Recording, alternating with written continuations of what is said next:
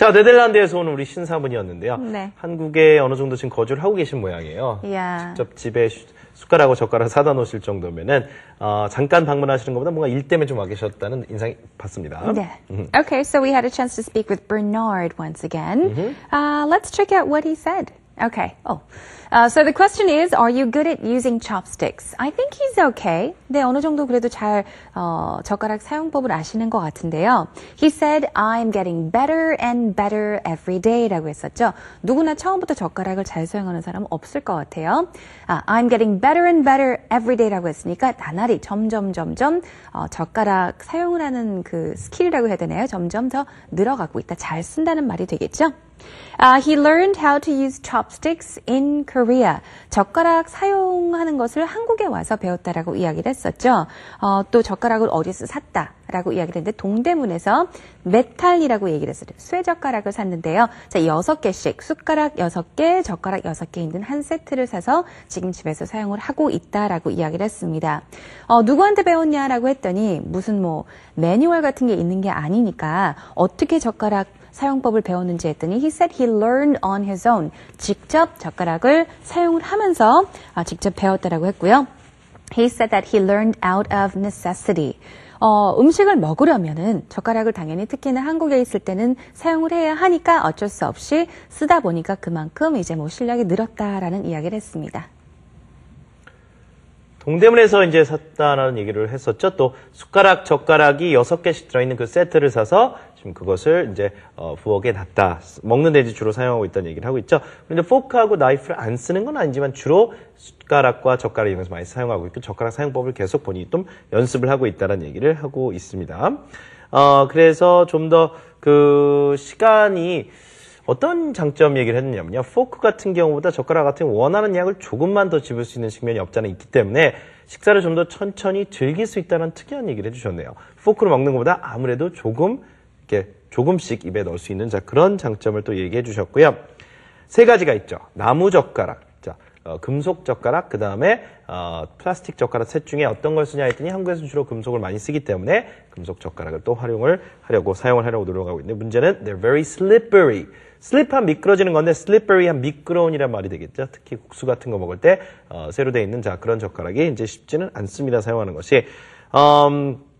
아내도요 이제 막 시작한 단계라고 하죠. 그렇지만 외국에서 와서 이런 젓가락을 많이 사용해 본 경험이 없기 때문에 계속해서 이렇게 좀 연습을 하고 있다는 얘기도 덧붙여 주셨습니다.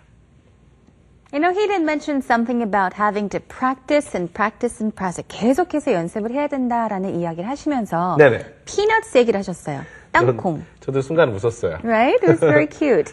그러니까 정말 젓가락을 잘 사용을 하면은 계속 꾸준히 연습을 해서 땅콩 하나씩 이렇게 집을 수 있을 때까지 연습을 해야 된다라는 구슬이라든가. yeah. 그 콩자반 같은 거 있잖아요. 네네네. 그런 것도 하나, 2개씩 이렇게 집어먹을 수 있는 연습을 한다면 젓가락 사용 상당히 능통한 것이 되겠죠.